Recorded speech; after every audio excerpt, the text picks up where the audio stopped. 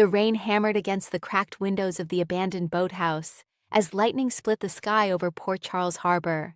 Inside, 14-year-old Rocco Falconeri struggled against the zip ties cutting into his wrists, his breath shaking harder every second. And standing 10 feet away with a gun in his hand was Cullum. The man's face was cold, unreadable, and somehow even more terrifying because of how calm he looked. "You shouldn't have followed me, kid," Cullum muttered. Rocco swallowed hard. "My mom knows where I am." Cullum laughed softly. "No," he said, "she doesn't." Across town at General Hospital, panic was exploding through the halls. Lulu Spencer had already called her son 15 times. Every call went straight to voicemail. Something was wrong. A mother always knew. "I'm telling you, Dante, he wouldn't disappear like this," Lulu shouted, tears forming in her eyes. "Rocco texted me an hour ago saying he was meeting Danny at the pier, and now nobody can find him." Dante Falconeri was trying to stay calm, but the fear was beginning to consume him too. "Danny said Rocco never showed up." The room fell silent. Then Dante's expression changed completely. Cop instincts, father instincts, both were screaming the same thing. Rocco had been taken. Nearby, Anna Devane overheard the conversation and immediately stepped closer. "What's happening?" Dante turned toward her slowly. "I think my son's been kidnapped." Anna's face went pale instantly because only one name came to mind. Cullum. The dangerous criminal had vanished weeks earlier after multiple violent confrontations in Port Charles. Everyone believed he'd fled the city, but Anna never believed that, not fully, and now a teenage boy was missing. "Oh my God," Anna whispered. "He came back." Back at the boathouse, Rocco's heart pounded so loudly he could barely hear the storm anymore. Cullum paced slowly in front of him. "You know," he said casually, "your father almost ruined everything." Rocco tried to keep his voice steady. "My dad's gonna find me." Cullum stopped walking. "No," he replied darkly. "He's going to watch me destroy everything he loves." Rocco's chest tightened. This wasn't about money. This wasn't random. This was revenge. Cullum crouched in front of him and checked his watch. "You've got 1 minute." Rocco froze. 1 minute for what? Cullum smiled. "To run." The teenager stared at him in confusion. Cullum cut the zip ties suddenly, then pointed toward the back door of the boathouse. "If you make it to the woods before I catch you," he said calmly, "you live." Rocco's blood turned to ice. "And if I don't?" Cullum slowly lifted the gun. "You already know the answer." At the PCPD, Dante was losing patience fast. "We need a harbor search now." Officers scrambled around the station while Anna studied surveillance footage from nearby traffic cameras. Then she froze. "There." Dante rushed over. On the grainy footage, Rocco could be seen riding his bike near Pier 55. Then a black SUV pulled beside him. Seconds later, the vehicle sped away. Anna zoomed in on the plate. Her expression darkened instantly. "That car belongs to one of Cullum's known associates." Lulu gasped. "No!" Dante grabbed his jacket immediately. "Where is he?" Anna pulled up another file. "Cullum used an abandoned smuggling route near the harbor years ago. There's an old boathouse at the end of Wharf Road." Dante was already moving. "Call SWAT." Meanwhile, inside the boathouse, Cullum stepped backward and checked his watch again. 50 seconds. Rocco's legs trembled violently. This couldn't be real, but the gun absolutely was. "You're insane," Rocco whispered. Cullum smirked. "Maybe." Lightning flashed outside. 40 seconds. Rocco looked toward the back door. Rain poured beyond it into the dark woods behind the harbor cliffs. Could he actually escape? Or was Cullum simply planning to shoot him the second he ran? Cullum tilted his head. "Clock's ticking, kid." Rocco thought about his parents, about Lulu hugging him before school, about Dante teaching him to throw a baseball, about how stupid he'd been following Cullum after overhearing that suspicious phone call at the Metro court. He thought he was helping. Now he might die because of it. 30 seconds. Tears burned in Rocco's eyes, but he refused to let Cullum see him cry. I hate you, he said. Cullum's expression flickered for just a moment. Pain, regret, something human. But then it vanished. Run! At the harbor road, Dante's police SUV tore through the rain at terrifying speed. Anna gripped the dashboard. You need to slow down. My son is in there. Lulu sat in the back seat sobbing quietly. Please let him be okay. Suddenly, Anna's phone rang. She answered immediately. What? Her face changed. Are you sure? Dante glanced over. What is it? Anna hung up slowly. Cullum bought ammunition this morning. Silence. Then Dante slammed the accelerator harder. Back inside the boathouse. 10 seconds. Rocco's breathing became frantic. Cullum raised the gun casually. 9. The storm roared outside. 8. Rocco looked at the open doorway. 7. Could he outrun a bullet? 6. No, but standing still guaranteed death. 5. Cullum's eyes locked onto him. 4. Rocco clenched his fists. 3. His entire body shook. 2. Then, 1. Rocco ran. The teenager exploded through the back door into the storm just as thunder cracked overhead. Mud splashed beneath his shoes while branches whipped across his face. Behind him, bang! The gunshot echoed through the woods. Rocco screamed and stumbled forward. The bullet missed him by inches. Oh, God!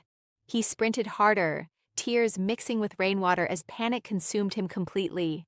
Behind him, Cullum walked calmly out of the boathouse with the gun lowered. He wasn't rushing. That was the horrifying part.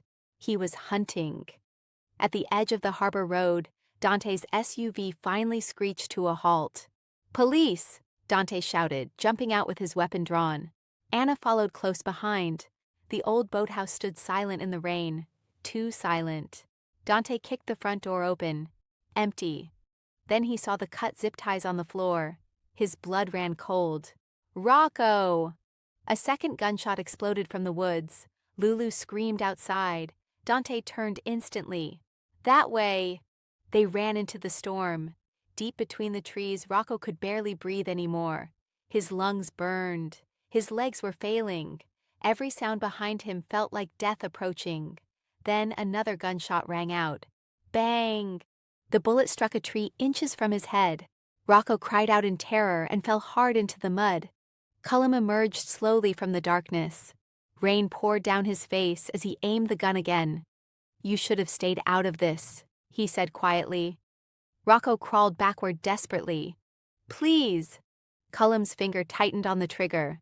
Then suddenly, drop the gun! Dante's voice thundered through the woods. Cullum spun around just as Dante and Anna burst through the trees with weapons raised. Police! For one split second, everyone froze. Rocco, Cullum, Dante. The storm itself seemed to stop breathing. Then Cullum grabbed Rocco violently and pulled him upright, pressing the gun against the teenager's head. Lulu screamed in the distance. No! Dante's face collapsed in horror. Don't do this. Cullum backed toward the cliffs overlooking the harbor. You should have listened when I warned you to stop chasing me, he snarled. Anna moved carefully. There's nowhere left to go. You think I care? Rocco trembled violently in Cullum's grip. Dad. Dante looked directly into his son's terrified eyes. It's okay. He lied softly. I'm here. Cullum laughed bitterly. No, Dante, you're too late. The cliff edge crumbled slightly beneath their feet.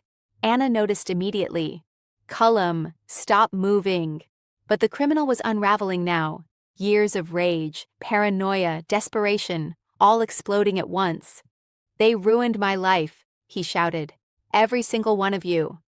Dante lowered his weapon slightly. You let my son go, and I swear I'll help you. Cullum stared at him like he was insane. You'd help me? Yes. Anna looked stunned. Dante continued carefully. You don't want to hurt him. Cullum's hand shook. For a brief moment, it looked like Dante might actually be reaching him. Then Rocco suddenly elbowed Cullum hard in the stomach. Run! Dante screamed. Everything happened instantly. Cullum lost his balance. The cliff edge cracked beneath him. Rocco tore free, and Cullum fell backward toward the harbor rocks below. Lulu screamed. Anna lunged forward instinctively but missed him by inches. Then, splash! The crashing waves swallowed Cullum whole. For several seconds nobody moved, nobody breathed. Then Dante grabbed Rocco and pulled him into his arms. "Oh my God!" Rocco completely broke down sobbing.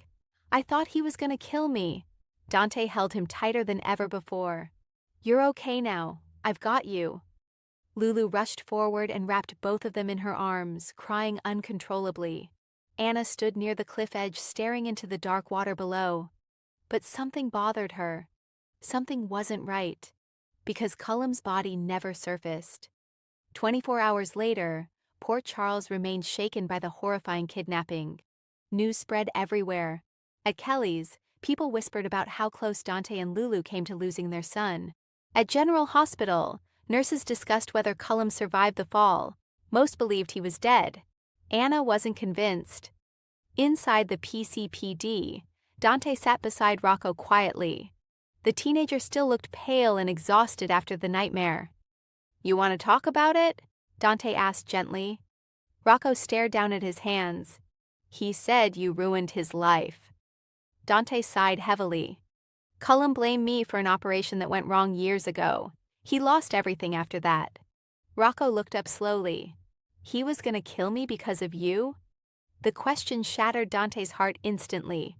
"No," he said firmly. "None of this is your fault." "But if I hadn't followed him—" "You're a kid." Dante interrupted softly. "You made a mistake. That doesn't mean you deserved what happened." Rocco nodded weakly. Then the interrogation room door opened. Anna entered carrying a file. Her expression alone told Dante something was wrong. "What happened?" Anna closed the door. "We searched the harbor all night." "And?" "No body." Rocco's face went white instantly. Dante stood up slowly. "You think he survived?" Anna nodded grimly. "We found blood on the rocks, but not enough to confirm death." Silence filled the room. Then Rocco whispered the words nobody wanted to hear. "He's still out there." That night, Lulu refused to let Rocco out of her sight. She sat beside him on the couch while he pretended to watch television. Pretended being the key word. Because every time thunder echoed outside, he flinched. Every loud sound made him jump. Lulu noticed everything. She gently touched his shoulder. "You don't have to act brave for me." Rocco looked away. "I can still hear the gunshots." Lulu's eyes filled with tears again. "Oh, sweetheart." "He gave me 1 minute to run," Rocco whispered shakily. 1 minute. Lulu pulled him into her arms immediately. "You're safe now." But even as she said the words, fear crept into her own chest. Because if Cullum truly survived, none of them were safe. Across town, Anna sat alone in her office reviewing harbor surveillance footage again. Frame by frame, second by second. Then suddenly, she froze. A shadow moved near the docks approximately 20 minutes after Cullum fell. Anna zoomed in. A soaked man climbed into a waiting van before disappearing into the night. Her pulse quickened instantly. Damn it. The office door opened. Dante walked in. One look at Anna's face told him everything. "He's alive." Anna nodded slowly. "Yes." Dante closed his eyes briefly, rage flooding through him. "Then we find him before he comes after my son again." Anna hesitated. "That's what worries me." Dante looked at her sharply. "What?" Anna turned the monitor toward him. "This van belongs to someone connected to a larger organization." Dante frowned. "What kind of organization?" Anna's expression darkened. "The kind powerful enough to hide Cullum for months."